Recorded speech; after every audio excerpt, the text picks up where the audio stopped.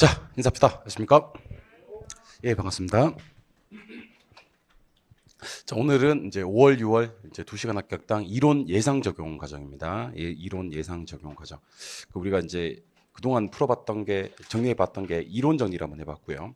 기출 문제를 풀어봤고, 그다음에 이제 이 기출 문제가 어떻게 응용이 될까에 대한 예상 문제 적용까지를 해보는 시간을 갖도록 할 겁니다. 그래서 예상 문제는 당연히 이제 응용 문제 책 제일 뒤편에 있는 부분인데 오늘 수업하는 내용은 목차대로 수업을 할 건데요. 부동산 개발론 파트인데 개발론은 제가 지난 수업에서 그러니까 기출 적용 과정에서 기출을 안 풀고 왔거든요. 이론만 하고 기출 안 풀고 왔기 때문에 오늘은 개발론의 이론 그리고 기출 그리고 예상까지를 진행을 할 거고요. 웬만하면 이제 수업 진도에 맞춰서 진행을 할 겁니다. 개발론을 빼고는요. 총론, 경제론, 시장론, 정책론, 투자론, 금융론, 감정평가론 이렇게 해서 총 8주에 걸쳐서 수업을 진행할 거고 개발론만 빼고는 거의 다 진도가 비슷하다고 생각하시면 될 것 같아요. 그리고 이제 그동안 2시간당 그 수업은 조금 오버되기도 하고 시간도 그다음에 약간 딜레이 되기도 하고 그랬었던 것 같은데 40분 정도 수업하고 10분 휴식하고 이렇게 3시간 마무리 리뷰 이렇게 좀 철저하게 좀 지켜드리는 것을 원칙으로 하도록 하겠습니다. 좀 간결하게 하고 여러분들한테 복습할 시간도 조금 드리는 것으로 그렇게 수업을 진행하도록 하겠습니다. 아시겠죠? 네. 자, 그리고 그 2시간당 5월달 6월달에는요. 그 수요 공급 투자 감정 평가론 요 3개 파트를 정리할 수 있는 거의 마지막 기회라고 생각하셔야 됩니다. 왜냐하면 막상 7월달 8월달 문제풀이반에 들어가시게 되면 수투감이 잘 안 돼요. 시험이 막상 다가오면. 그리고 그때는 지금 보고 계시는 뭐 개발론이라든지 아니면 총론이라든지 경제론, 경제론 빼고 시장론, 정책론 이런 것들을 가지고 점수를 향상시킬 수밖에 없습니다. 그래서 수투감은 5월달, 6월달에 점수를 올릴 수 마지막 기회라고 생각하시고 이제는 약간 암기도 시도해 가면서 그렇게 점수를 조금 확보해 가면서 그렇게 공부를 해주시는 게 좋습니다.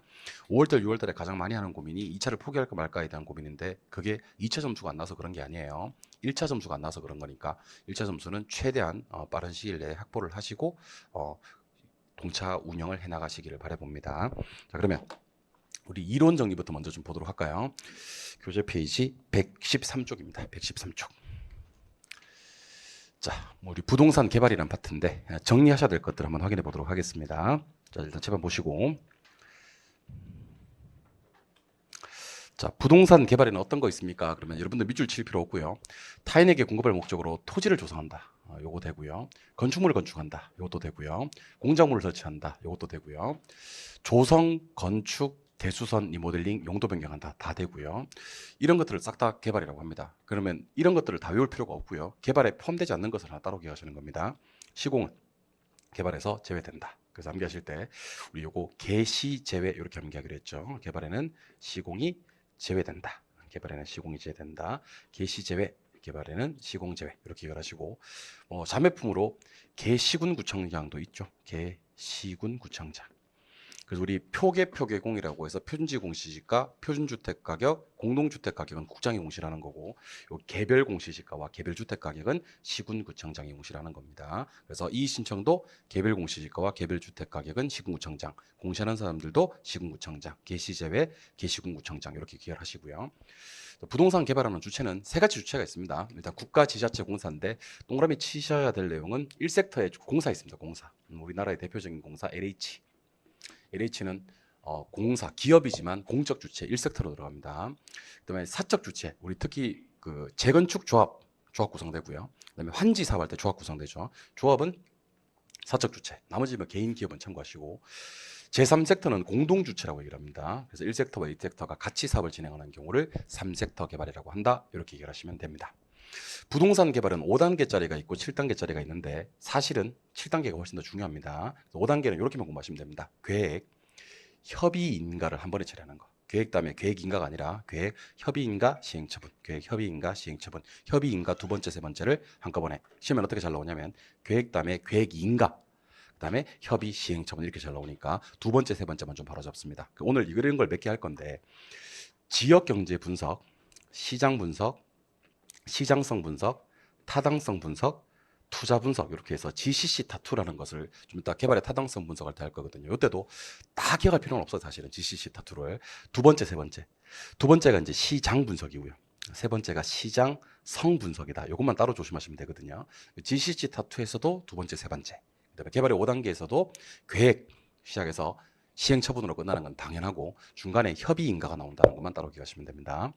개발의 7단계는 이제 구전부실 근검마 하셔도 되고 아예 부탁 근검마 하셔도 되는데 사실은 시험에서 근검마는 핵심이 아니에요. 근검마는 핵심이 아니고 요 구전부실 요 4개까지가 핵심이에요. 그래서 4개를 끊으면 이렇게 되고요. 일단 구상으로 시작을 합니다. 아이디어로 시작을 해서 중간에 부지 매입 단계를 기점으로 해서 전실행, 실행, 중간에 부지 매입을 기점으로 해서 예비적 타당성 그리고 타당성 이렇게 보시는 거예요. 그래서 부지 매입 전에는 예타, 부지 매입이 끝나고 나면 타, 부지 매입 전에는 전실행, 부지 매입 이후에는 실행. 그래서 예타는 아직 부지 매입을 하기 전이니까 수익을 따지더라도 계략적으로만 따진다. 요 계략적이라는 표현을 한번 써놔 놓으시면 좋습니다.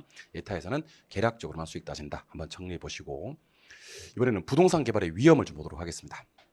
자, 부동산 개발의 위험은 법 시비가 있습니다. 일단 법 시비가 있다는 건 아셔야 돼. 법적 위험, 시장 위험, 비용 위험 이런 게 있는데 일단 제일 안 중요한 위험부터 한번 해볼게요. 제일 안 중요한 위험은 개발 사업 중에 추가적으로 들어가는 비용 위험의 부담은 그냥 가볍게만 터치하시면 됩니다. 요거 줄이기 위해서 최대 가격 보증 계약이라는 걸 맺어요. 그러면 비용 위험은 줄어들거든요. 근데 처음부터 계약금이 과도하게 높게 설정될 가능성이 있다. 이런 단점이 있다는 것만 기억하시고 우리는 법 시비 중에서는 법률적 위험과 시장 위험만 공부하시면 돼요. 법률적 위험은 이용 규제 이런 것들은 공법적 위험이고요. 소유권 관계 이런 것들은 사법적 위험, 공사법상 위험이 시험에서 바꿔서 한 번씩 나오기도 하거든요. 이용 규제, 공법, 소유권 관계, 사법. 그리고 별거 아닌데 시험에 많이 나오는 지문이 하나 있습니다. 그게 바로 법적 위험 줄이기 위해서는 어떻게 해야 됩니까? 그러면 이용 계획이 확정된 토지를 구입해야 된다. 요거 꼭 좀 기억하시기 바랍니다. 이용 계획이 확정된 토지를 구입하는 것은 법 시비 중에서 특히 법률적 위험을 줄이기 위한 방법이다. 시장 위험 줄이기 위해서는요. 시장 연구라는 거 하고 시장성 연구라는 거 하고 흡술 분석이라는 걸 하는데 흡술은 상당히 중요합니다. 시장은 수요가 몇 개인지 공급이 몇 개인지 따지는 선행하는 분석이고요. 시장성은 매매 임대 이걸 합쳐서 뭐라고 부르기도 하냐면 거래라고 부르기도 합니다. 거래될지 안 될지 매매될지 안 될지 임대될지 안 될지 심지어 시험에 어떻게 나오기도 했냐면 분양이라고 나온 적도 있습니다. 그러니까 거래가 될지 안 될지, 분양이 될지 안 될지, 매매될지 안 될지, 임대될지 안 될지를 따지는 걸 시장성, 성매매 이렇게 공부하기로 했죠. 이거는 후행합니다. 항상 수요가 몇 개인지 공급이 몇 개인지를 먼저 봐야 시장성을 알 수가 있고요.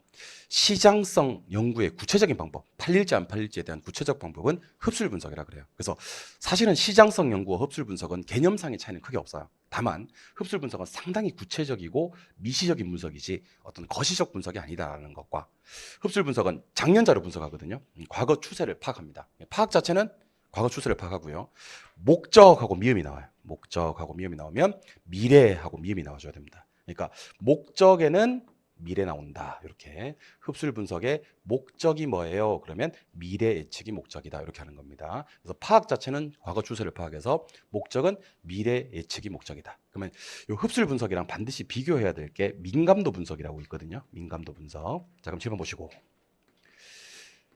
투입 요소를 변동시켰을 때 그 투자 내 결과치가 어떠한 영향을 받는지를 분석하는 기법. 결과치가 어떠한 영향을 받는지를 분석하는 기법을 우리는 민감도 분석이라고 그래요. 민감도 분석은 왜 하냐면 위험을 통제하기 위해서 하는 겁니다. 그러면 지금 보고 계시는 민감도 분석은 우리가 앞에서 배우셨던 어디서 배우시는 내용이냐면 이거는 투자론에서 배우시는 내용입니다. 투자론. 근데 지금 우리가 무슨 논을 하고 있냐면 개발론을 하고 있단 말이야.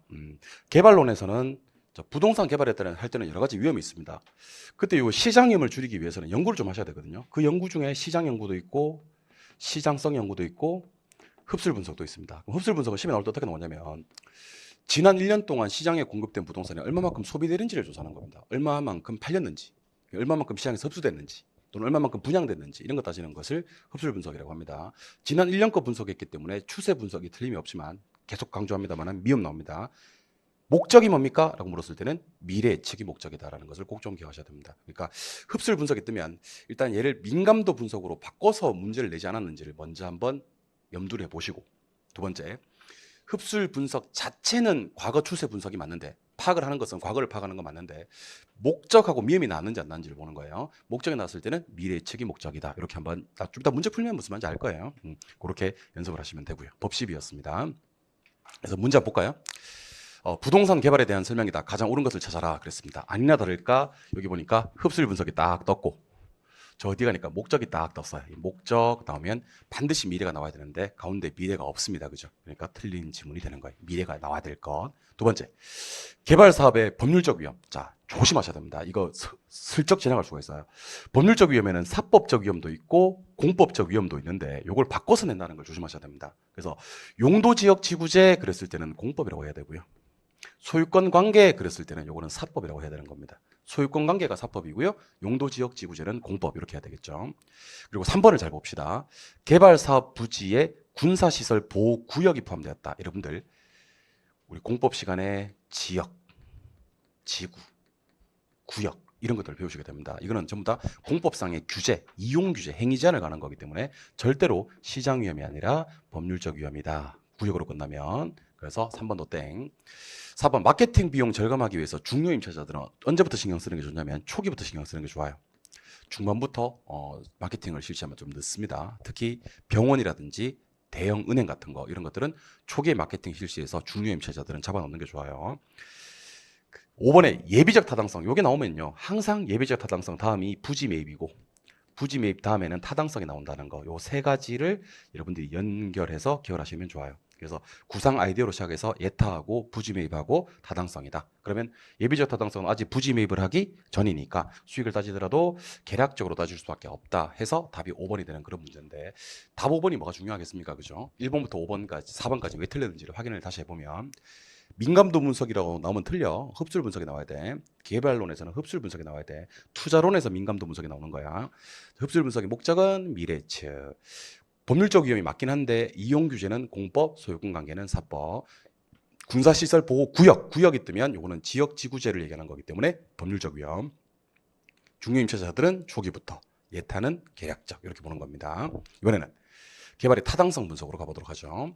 자, 개발의 타당성 분석은 GCC 타투 해서 지역 경제, 시장, 시장성, 타당성, 투자 이렇게 하고요. GCC까지를 묶어서 시장 분석 2단계입니다.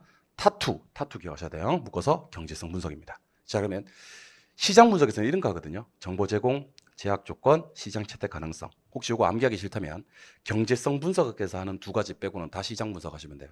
경제성 분석은 오직 두 가지. 돈 될까 안 될까? 수익. 투자할까 말까? 수익과 투자에 대한 분석을 제외한 나머지 분석. 그러니까 정보 제공, 제약 조건, 시장 채택 가능성은 시장. 나머지는 싹 다 경제성. 이렇게 공부하시면 됩니다. GCC 타투에 관련된 설명이었고요. 참고로 GCC 타투에서는 뭐가 먼저냐면 시장이 먼저예요. 그리고 시장성이 나중이에요. 우리 앞에서 이런 거 한번 해봤었는데 계획, 협의, 인가, 시행, 처분에서도 다 공부하지 마시고 두 번째, 세 번째 협의 인가가 2번과 3번에 나온다는 거. 그것도 마찬가지. GCC 타투에서 다 공부하지 마시고 시시가 시장이 먼저고 시장성이 나중이다. 이렇게 공부하시는 거예요.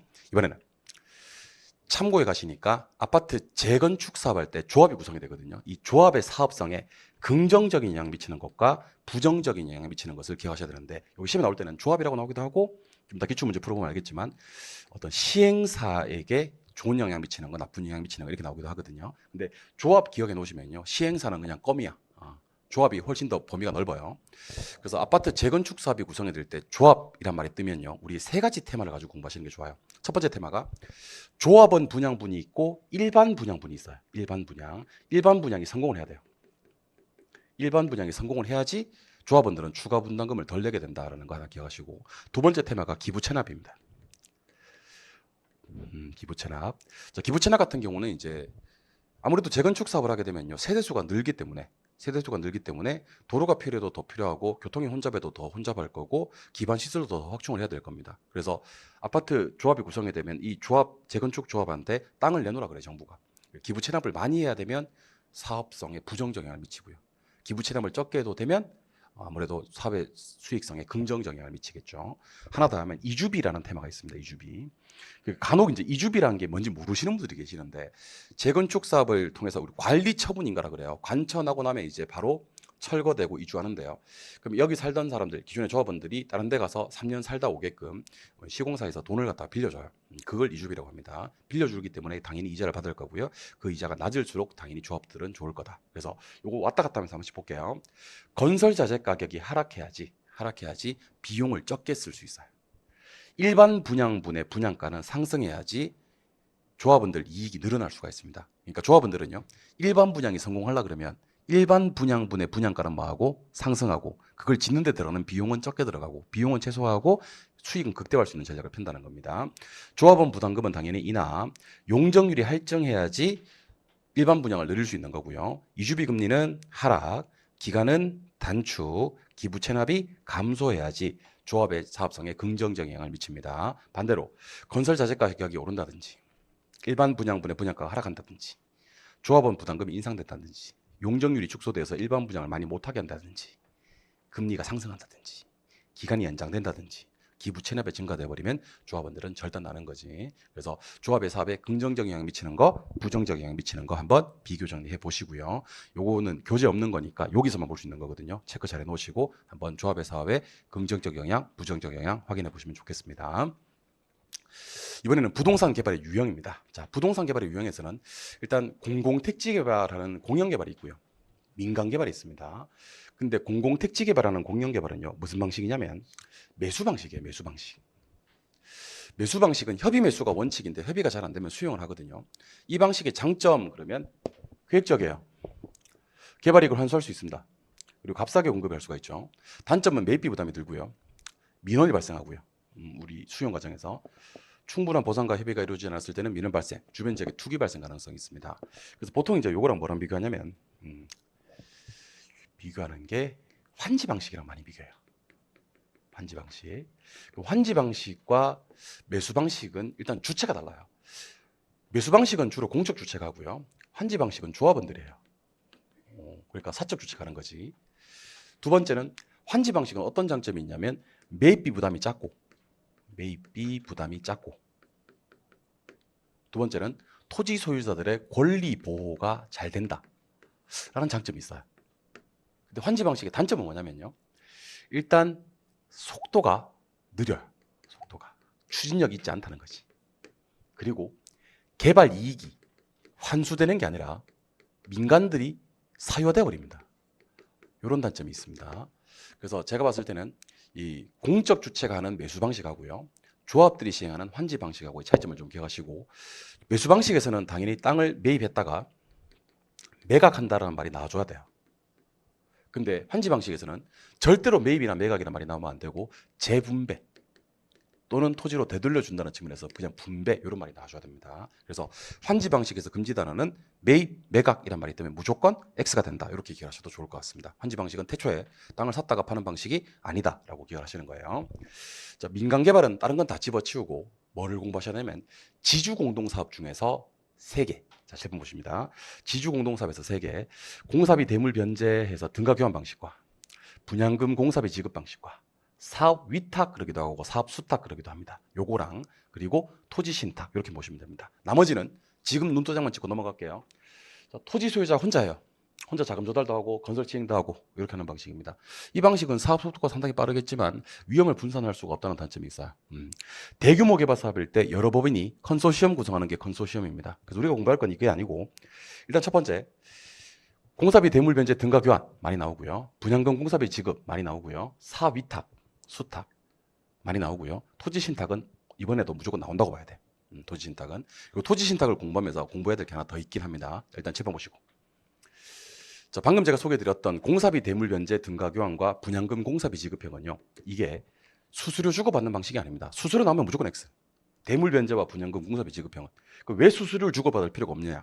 나눠 가지면 되거든. 나눠 가지면 토지 소유자와 개발업자가 나눠 가지면 되는 방식입니다. 나눠 가질 때 완성된 부동산에 굳이 조금 표현한다면 지분을 나눠 가지면 대물 변제 등가 교환이고, 완성된 부동산에서 나오는 분양 수익 돈으로 나눠 가지면 분양금 공사비 지급형이 되는 겁니다. 따라서 대물 변제 분양금 공사비 지급형 하는 것들은 이익 기속의 주체가 두 사람이라는 걸 반드시 기억하셔야 됩니다. 토지 소유자와 개발업자. 그리고 개발업자는 수수료 주고받을 필요가 없고 나눠 가지면 되는데, 나눠 가지는 대상이 물건이다 그러면 대물 변제, 나눠 가지는 대상이 돈이다 그러면 분양금 공사비 지급형 하시면 됩니다. 그리고 사업 위탁, 수탁이라고 하기도 합니다. 이게 시험에 어떻게 나올 줄을 몰라서 그래요. 저도 이게 한 단어로 말씀드리고 싶은데 어떨 때는 사업 위탁으로 나오고 어떨 때는 사업 수탁으로 나옵니다. 그나마 다행인 게 탁은 붙여주니까. 그리고 토지 신탁이 있습니다. 자, 토지 신탁은요, 우리가 배우시는 개발 방식 중 유일하게 진짜 유일합니다. 소유권이 넘어가 버려요. 개발 기간 중에. 그래서 신탁회사 명의로 사업이 진행이 됩니다. 그럼 신탁회사는 토지 소유자한테 뭘 주냐면 수익 증권을 줘요. 그럼 수익 증권을 받은 토지 소유자를 시험에 넣을 때는 어떻게 되냐면, 자, 따라해 보세요. 한 번만 하고 넘어갈 거예요. 토지 소유자, 수익자, 수익 증권 소지자, 신탁자, 위탁자. 뭐 됐고, 여러분들 느낌상 다시 토지 소유자들에게 되돌려 받는데, 이 토지 소유자들이 나중에 시험에 나올 때는 뭐 신탁자, 수익자, 위탁자, 토지 소유자, 수익 증권 소지자로 나온다는 거. 그럼 이왕 말이 나온 김에 우리 이런 얘기를 한번 하고 가보도록 할까요? 배웠던 기억 나셔야 됩니다. 우리 부동산 학교는 통틀어서 유일하다라는 말을 잘 안 써요. 사회학에서는 유일이라는 말을 잘 안 쓰는데, 유일 6종 세트가 있거든요. 제가 한번 쭉 써볼 테니까 칠판 한번 보시기 바랍니다. 일단 맹지라고 한번 써볼게요. 맹지. 그리고 뭐 말 나온 김에 절대지대설이라고 한번 써보겠습니다. 절대지대설. 그다음에 부의 외부 효과라고 한번 써보고, 부의 외부 효과. 그다음에 채무 불이행률이라고 한번 써보겠습니다. 채무 불이행률. 그리고 앞에서 배우셨던 것 중에서 주택연금이라는 상품이 좀 기억이 났으면 좋겠거든요. 그리고 이제 마지막 지금 배우신 토지신탁입니다. 여기서는 우리 부동산 학개론 통틀어서 유일이란 말을 쓸 수가 있는 단어들입니다. 혹시 필기하실 분들은 필기를 하셔도 되는데, 미리 말씀드립니다만 어딘가에 적혀 있을 거예요. 쓰더라. 다 봤다. 어디 썼는데 어디 썼는지 모르니까 지금 필기하시는 거겠지. 깝깝하니까. 자, 우리 부동산 학개론 통틀어서 유일하게 허가 안 나는 땅이 하나 있어. 허가 안 나는 땅. 우리 부동산 학 개론 시간에 배운 것 중에서는 허가 안 나는 땅이 뭐죠? 맹지. 맹지가 허가 안 나요. 뭐 허가 난다고요? 맹지. 건축법상 허가를 받을 수가 없는 땅이다. 그럼 절 보시죠. 자루 대자 쓰는 대지가 있거든요. 자, 대지 한번 설명할 테니까 OX로 대답합니다. 대지란 도로의 좁은 접속면을 갖는 자루형 모양의 토지로서 건축법상 허가를 받을 수 없는 토지이다. OX. 허가 받을 수 없는 유일한 땅은 뭐라 그랬지? 맹지라 그랬잖아요. 대지는 허가 납니다. 오케이? 두 번째. 한계지라는 땅이 있거든요. 한계지에서 지대가 존재하는 지대설이 딱 하나가 있습니다. 딱 하나가. 그게 바로 마르크스의 절대지대설입니다. 그럼 절 보시고요. 리카도의 차익지대설이나 티넨의 위치지대설에서는 한계지에서 지대가 발생을 해야 안 해요? 안 합니다. 그러니까 한계지에서 어디서 지대가 발생 안 하는지를 공부할 필요가 없다니까. 왜냐면 한계지에서는 다 지대가 발생 안 해요. 한계지에서 지대가 발생하는 유일한 지대설은 오직 무슨 지대설? 절대지대설. 그 다음에 우리 부동산 학교는 공부하시다 보면 뭐 충분히 생산된다 그래서 과대 생산이란 말이 있고요. 좀 부족하게 생산이 된다 그래서 과소 생산이란 말이 있거든요. 그런데 부의 외부 효과만 과대 생산이 돼요. 부의 외부 효과만. 그럼 절 보시고, 정의 외부 효과는 무슨 생산? 과소 생산. 공공재란 놈이 있는데 얘는 과소 생산. 공부할 필요가 없다니까. 싹 다 과소 생산이야. 공공재든 정의 외부 효과든 부의 외부 효과만 과대 생산이 되는 겁니다. 계속합니다. 우리 부동산 학개론의 그 수많은 공식들 중에서 유효 총소득, 유효 조소득 그렇게 하는데, 유효 총소득을 쓰는 유일한 공식이 딱 하나가 있어요. 그게 바로 채무불이행률인데, 채무불이행률 공식을 좀 알려드릴게요. 채무불이행률은 유효 총소득 분의 영업경비 플러스 부채 서비스액입니다. 그러니까 우리가 그 수많은 공식들 중에서 총소득을 쓰는 공식은 많아요. 근데 처음부터 유효 총소득이다라고 쓰는 공식은 채무불이행률이 유일합니다. 그래서 문제 풀다가 지문이 이렇게 나오는 거지. 채무불이행률은 순영업소득이 영업경비와 부채 서비스액을 감당할 수 있는지를 측정하는 비율이다. 그러면 OX. X. 채무불이행률은 유일하게 무슨 총소득이 나오니까? 유효 총소득이 영업경비와 부채 서비스액을 감당할 수 있는지를 측정하는 비율이다라고 해야 되는 겁니다. 계속. 여러분들 은행에서는 조기상환 받는 걸 싫어합니다. 그래서 보통 조기상환 수수료라는 것을 부과를 하게 되거든요. 근데 우리가 배우시는 금융상품 중에서 뭐 보금자리론, 그다음에 적격대출, 뭐 심지어 디딤돌 대출 이런 것들 싹 다 조기상환 수수료가 있습니다. 그런데 조기상환 수수료가 없는 거의 유일한 금융상품 중에 하나가 주택연금이 되는 겁니다. 주택연금은 조기상환 수수료가 없다. 그다음 마지막입니다. 자, 우리가 그 공사비 대물 변제 방식도 배우시고요. 분양금 공사비 지급형도 배우시고요. 사업소탁, 사업위탁 이런 것도 배우십니다. 근데 그 어떤 방식도요. 다 토지 소유자 명의로 사업이 진행이 돼요. 다 토지 소유자 명의로 사업이 진행이 된다는 것은 개발 기간 중에 소유권에 넘어가지 않는다는 거예요. 뭐 당연히 다 토지 소유자 명의입니다. 그러니까 누가 토지 소유자 명의로 진행되는지를 공부할 필요가 없다니까. 왜냐면 싹 다 토지 소유자 명의로 사업이 진행이 되니까. 싹 다 개발 기간 중에 소유권에 넘어가지는 않으니까. 근데 개발 기간 중에 소유권이 이전되어서 개발자, 여기서 말하는 개발자는 신탁회사겠지. 개발자 명의로 자금 조달도 되고 개발자 명의로 사업도 진행이 되는 유일한 방식이 바로 토지신탁이 됩니다. 토지신탁은 개발기간 중에 소유권이 넘어가서 신탁회사 명의로 사업이 진행이 되는 거의 유일한 방식이다라는 것까지를 기억해 주시면 좋겠습니다. 이름하여 유일 6종 세트. 많은 사랑 부탁드려요. 그럼 절 보시고 한자 대답 한번 해봅니다. 순서 없이 한번 물어볼게요. 한계지서도 지대가 존재하는 유일한 지대설은? 절대지대설. 공식 중에서 유효 총소득분의 영업경비 플러스 부채 서비스액이라고 해서 유효 총소득을 쓰는 유일한 공식은 뭐? 채무불이익률. 허가 안 나는 땅 맹지. 과대 생산되는 거 딱 한 개 있는데 부의 외부 효과. 조기상환 수수료가 없는 유일한 금융 상품. 뭐? 주택 금융한 것 같은데. 주택 연금, 주택연금. 그다음에 개발 기간 중에 소유권 넘어가 버려요. 따라서 개발업자 명의로 사업이 진행이 되는 토지 소유자 명의로 진행이 되지 않는 유일한 방식은 토지신탁. 이렇게 공부를 해주시면 좋을 것 같습니다. 하실 수 있겠어요? 예, 정리를 한번 해보시기 바랍니다. 유일 6종 세트 많은 사랑 부탁드립니다. 자, 일로 오시죠 그러면. 그래서 얘는 이제 자금 조달을 누구 명의로 하냐면 신탁회사 명의로 해요. 소유권 넘어가 버리니까 얘 명의로 하고. 그다음에 개발 이익은요. 아까 말씀드렸던 수익자, 위탁자, 토지 소유자에게 다 줍니다. 개발자는 뭘 먹냐면 수수료 먹어요. 수수료. 그래서 저 따라 한번 해보세요. 탁 수수료. 안탁 안 수수료. 그럼 혹시 문제 나갑니다. 공사비 대물 변제형은 수수료 주고받는 방식이다. X. 안탁은 안 수수료. 분양금 공사비 지급형은 수수료 주고받는 방식이다. X. 안탁 안 수수료. 그럼 신탁과 수탁은 절대로 어떤 말이 나와서는 안 되냐면 공유한다는 말이 나와서는 안 돼요. 공유 나오면 안 돼.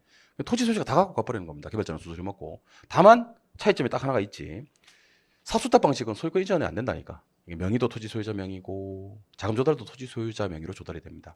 하지만 개발 이익은 토지 소유자가 다 가져간다는 건 공동점인데 얘는 조금 복잡한 게 토지 소유자 대신에 수익자, 위탁자, 신탁자 이런 말이 나올 수 있다는 거. 그럼 방금 우리가 배우신 게 뭐냐면 토지 신탁이에요. 토지 신탁은 토지 소유자가 신탁회사에게 소유권을 이전합니다. 그럼 신탁회사가 개발 계획을 수립해가지고 건설 자금도 조달하고 공사 관리도 하고 심지어 건축물의 분양 임대까지 해서 개발 사업의 전 과정을 다 수행하고 발생되는 수익을 얘한테 다 줍니다. 그리고 개발자는 수수료 먹고 이걸 갖다가 우리 토지신탁이라 그래요. 토지신탁은 목적 자체가 그 개발이 목적입니다. 개발. 땅을 개발하는 것이 목적입니다. 근데 토지신탁이 아니라 신탁금융이라는 게 있어요. 신탁금융. 요거 이번에 제가 좀 밀고 있는 건데 시험에 나올 것 같아서 밀고 있는 거예요. 나오면 우리 대박 나는 거야. 알겠죠? 내가 이번에 좀 밀고 있는 건데 담보신탁이라 그래요. 담보신탁. 담보신탁은 뭐냐면 똑같이 신탁이라는 말만 붙으면 무조건 소유권 넘어가요. 그래서 그 신탁회사에게 자신의 부동산의 소유권을 뭐 하냐면 이전을 합니다. 뭐 한다고요? 이전합니다. 그럼 신탁회사가 토지 소유자한테 뭘 주냐면 수익증권을 줍니다. 이 수익증권을 담보로 대출을 받는 게 있어요. 이걸 갖다 우리는 담보신탁이라고 그래요. 그러니까 둘 다 소유권이 넘어가는 건 똑같은데 소유권 넘어간 이후에 개발하는 게 목적이면 토지신탁이고 소유권 넘어간 이후에 수익증권 받아서 그 수익증권 들고 은행 가서 돈 빌려오면 이걸 담보신탁이라고 하는 겁니다. 그럼 여러분들 저를 보시고 저당금융이라는 것도 있고 신탁금융이라는 것도 있거든요. 신탁금융은 담보신탁인데 일반 저당금융과 담보신탁의 가장 큰 차이점이 뭐냐면 둘 다 돈 빌리는 건 똑같은데 내가 내 소유권을 보유한 채 돈 빌릴 때는 뭐 쓰고 저당금융 쓰고 내 소유권이 넘어가도 관계없으니까 돈만 빌릴 수 있으면 좋아. 그러면 그때는 무슨 금융을 쓰면 신탁금융을 쓰면 됩니다. 그 신탁금융을 뭐라고 한다? 담보신탁. 참고로 담보신탁이 저당금융보다 대출 더 많이 나옵니다. 왜냐하면 은행은 여러분들보다는 신탁회사를 더 믿으니까 그래요. 담보신탁하면 원래 대출이 한 60%밖에 안 나오던 사람들이 갑자기 담보신탁하면 한 80%까지 나와버리고 막 그러는 경우도 있다는 걸 기억해 주시면 좋겠습니다. 담보신탁은 일종의 저당권이 아니에요. 사실은 저당권이 아니라 질권입니다. 질권. 수익증권을 담보로 돈을 빌리기 때문에 부동산이 담보가 되지 않기 때문에 권리질권의 형태가 됩니다. 지금 말은 잊으셔도 좋아요. 그러면 아무튼 신탁회사에게 소유권 넘기고 수익증권 받아서 그 수익증권을 담보로 돈을 빌리는 것을 담보신탁이라고 한다. 기억하시면 좋겠습니다. 알겠죠? 네, 좋아요. 이번에는 요거 한번 요런 문제, 응용 문제니까 한번 해봅시다. 민간의 택지 개발에 대한 설명이다. 틀린 것을 찾아라 그랬습니다. 사업수탁 방식. 사업수탁 방식이 누구 명인지 2번을 공부할 필요가 없다니까. 왜냐하면 싹 다 토지 소유자 명이라니까. 그러니까 제일 마지막에 있는 신탁, 요 놈만 신탁회사 명이지 나머지는 싹 다 토지 소유자 명이라니까. 2번 토지 소유자. 그 다음에 1번 사업수탁 방식은요. 지분을 개발업자는 갖지 않습니다. 왜 갖지 않냐면 지분은 토지 소유자가 다 가져가거든.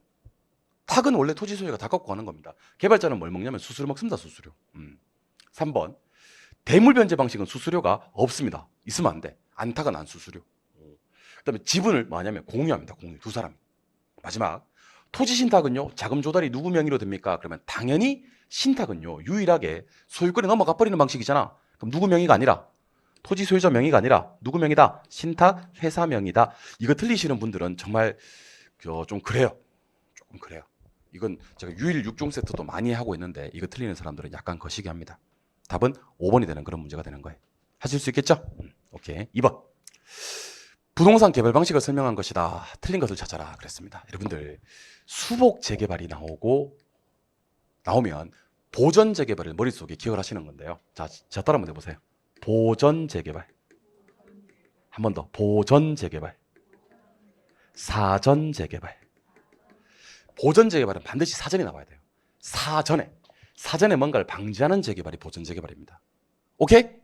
근데 여기 수복 재개발 있잖아요. 현재 대부분의 시설을 그대로 유지하면서 노후 불량화 요인만을 제거한다. 이거는 수복 재개발이 맞습니다. 정말 조심하셔야 될 게 현재 대부분의 시설을 그대로 유지한다 또는 현재 대부분의 시설을 그대로 보존한다는 말이 나올 수도 있거든요. 여기서 우리 수험생들이 착각해서 보존 재개발 하시는 분들이 계십니다. 보존은요 사전에 방지한다 해서 사전에서 전이 나와야 돼. 1번은 오케이. 2번 토지 신탁 내소유기 이밖에 없어요. 소유권이 뭐 된다? 이전되고 명의가 누구 명의다? 신탁회사 명의다. 사업수탁 방식은 토지 소유자가 토지 소유권을 보유한 상태로 개발업자가 사업 전반을 담당하는 방식이지만 개발에서 발생하는 이익을 모두 다 토지 소유자가 다 갖는 방식입니다. 개발자는 뭘 받고요? 수수료. 공사비 대물 변제 방식에서는 수수료 문제가 발생할 수 있다 없다? 없다. 자, 따라하세요. 탁 수수료. 안탁 안 수수료. 잘했어요. 환지 방식은 택지가 개발된 후 개발된 토지를 토지 소유자에게 매각하는 방식이다. OX, X. 매각이 아니라 그랬죠. 뭐야? 분배 또는 재분배라고 합니다. 그래서 매각이라는 것은 어디서만 나올 수 있냐면 매수 방식에서만 매입 매각이 나올 수가 있지. 환지 방식에서는 매입 매각 안 나옵니다. 답은 몇 번? 5번이 되는 그런 문제. 자, 민간 자본 유치 사업 방식은요. 일단 1번에 있는 BTO와 3번에 있는 BTL을 좀 비교하셔야 되는데, 자, 7번 보세요. 민간이 짓고 소유권을 이전했어요. 민간이 운영권 받았어요. 이건 뭡니까? 그러면 여러분들은 저한테 뭐라고 해야 되면 아직은 몰라요라고 해야 됩니다. 민간이 짓는 거는 B고요. 이전하는 건 T예요. 근데 BTO에도 BTL에도 운영이라는 말은 나와요. 근데 끝날 때 임차라는 단어가 하나 더 있어요. 그러면 이거는 이제 BTL이고 임차 없이 끝났어요. 그래야지 BT5가 됩니다. 근데 여러분들 10년 가시면 BTO하고 BT라고 구분하는 방법이 하나 더 있어요. BTO 방식은요 주로 교통시설입니다. 교통시설. 그래서 어떤 것들이 있냐면 도로, 철도, 터널, 항만 이런 거. 근데 BTL 방식, O 방식 그리고 L 방식은요 교육, 문화, 복지시설입니다. 교육, 문화, 복지시설 많이 힘드시면요 건축물이라고 생각하시면 돼요. 그래서 군인 아파트, 도서관, 학교, 뭐 그다음에 기숙사 이런 것들. 건축물 같은 경우는 매달 리스료, 임대료를 받을 수 있는 형태거든요. 이런 것들은 BTL 방식이 됩니다. 그리고 소유권이 안 넘어가는 방식의 BOO 방식이라는 게 있긴 한데 얘는 이전이란 말이 끝까지 안 나와. 소유하고 운영하고 하고 끝나버립니다. 그런 거는 BOO 방식 참고하시면 되고요. 나머지 BOT나 BLT는 시험에 나와도 주안점은 사실은 아닙니다. 여러분들 끝날 때 임차 인용 있는지 없는지 확인하신 다음에 BTO와 BTL을 구분해 내시면 좋을 것 같습니다. 여기까지가 부동산 개발론인데 여기서 한 번만 더 구분해 볼까요? 자, 7번 보십니다. 민간이 뭐를 했대요? 준공을 했대요. 똑같습니다. 소유권은 뭐 하고요? 기속했습니다. 민간이 뭘 받았어요? 운영권. 근데 여기도 뭐? 운영권. 그러니까 구분 못 한다니까. 끝날 때 임차 이씨 끝나면 BT 뭐고? L이고. 끝날 때 임차 없이 끝나면 뭐예요? BT O. 도로, 철도, 터널, 항만 등의 교통시설은 뭐예요? BT O고요. 학교, 건물, 기숙사, 도서관, 군인 아파트 등의 교육, 문화, 복지시설은 BTL. 오히려 이렇게 기억하시는 것도 더 좋아요. 재개발의 분류는 방금 말씀드렸듯이 자, 요거 두 개 동그라미 하면서 기억하셔야 됩니다. 사전, 보전 이렇게 사전 재개발, 보전 재개발 하시면 되고요. 여기 보전이 나온다 하더라도요. 제갈 게 있는 순간 요거는 수복 재개발. 그래서 보전 재개발과 수복 재개발 비교 정리 끝나야 되고요. 정비 사업은 숫자 3을 써놓고 공부하시면 좋아요. 몇 개밖에 없다.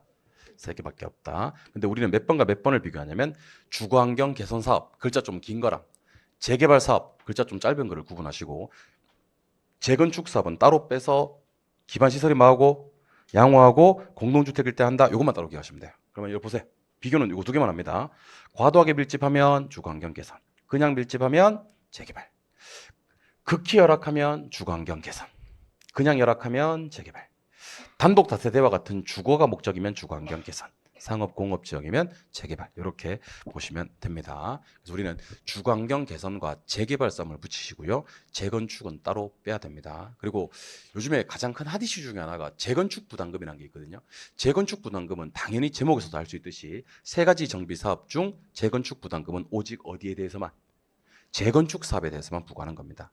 30회 때 어떤 문제가 나온 적이 있냐면 재건축 부담금이라고 해놓고 이것은 정비 사업 중 재건축 사업 및 재개발 사업에서 부과할 수 있는 금액이다라고 나온 적이 있어요. OX, X 재건축 부담금은 정비 사업 중 오직 재건축 사업에 대해서만 부과 징수할 수 있는 금액이다라는 것을 기억해 주시면 좋겠고, 도시개발 사업 아까 했는데 도시개발 구역 안에서 주택 상가 공장 짓는 거예요. 수용 사용 방식이 있고 환지 방식이 있고 이를 혼용하는 방식이 있으며, 환지 방식은 끝날 때 재분배한다, 구획 정리하고 이용 가치가 높은 토지로 전환시키는 방식이다 하는 거 기억하셔야 되고요.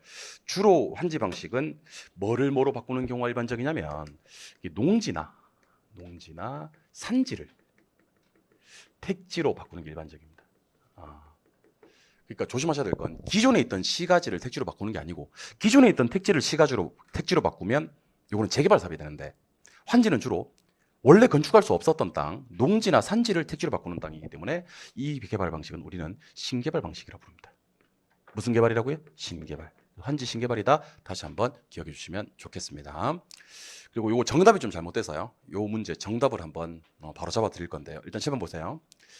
문제 끝날 때 요 임차란 단어가 이씨 끝났는지 임차란 단어가 없이 끝났는지로 확인하는 겁니다. 요거는 임차란 단어가 없이 끝났으니까 BT 오고요. 이상 소리 하지 말고. 요거는 이씨 끝났으니까 BTL입니다. 그러면 답은 BTO, BTL 들어가야 되겠지? 그리고 여기 보니까 교육문화복지시설이면 BT. 그렇지. 교통시설이니까 BT. 오, 이렇게 해서 BTO, BTL, BTL, BTO니까 답이 몇 번이 아니고 5번이 아니고 4번이다. 이렇게 정답 좀 수정해 주시기 바랍니다. 제가 정답 한번 수정해 드렸었는데 정답 혹시 체크 안 돼 있는 분들은 정답 수정해서 체크해 주시면 좋겠습니다. 알겠죠? 네, 다시 한번 할게요. 그러니까 기업과 니은은 똑같다니까. 준공하자마자 소유권 기속시켰다. 자 보세요. 준공하자마자 소유권 기속시켰다. 그리고 운영권은 똑같이 가지고 있다. 근데 그 운영권을 임차 있으면 BTL, 임차 없이 끝나면 BTO 이렇게 공부하시면 됩니다. Understand? 좋아요. 이번에는 부동산 관리입니다. 부동산 관리. 오늘부터는 제가 40분 정확하게 수업하고요. 10분 정확하게 휴식하고 40분 정확하게 수업하고 10분 정확하게 휴식을 하려고 마음먹고 왔어요. 잘 안 될 수도 있어. 잘 안 될 수도 있는데 40분하고 10분, 40분하고 10분 해서 복습할시간 좀 드려야 될 것 같아요. 뭐 가방 크다고 공부 잘하나? 뭐 오래 한다고 강의 잘하나? 그렇잖아요? 뭐 머리 크면 공부 잘해. 이거는 내가 보니까 뭐 어디 내가 어디 봤는데, 어디 논문인가 어디 봤는데 머리 크면 공부 잘하는 건 맞아요. 그렇다고 뭐 오래 한다고 강의 잘하고 뭐 공부 오래 한다고 공부 잘하고 이런 건 아닌 것 같아. 40분하고 10분 휴식 시켜드리겠습니다. 알겠죠? 이제 관리 개발하고 기출 문제, 예상 문제 풀고 오늘 수업 마무리할게요. 쉬겠습니다.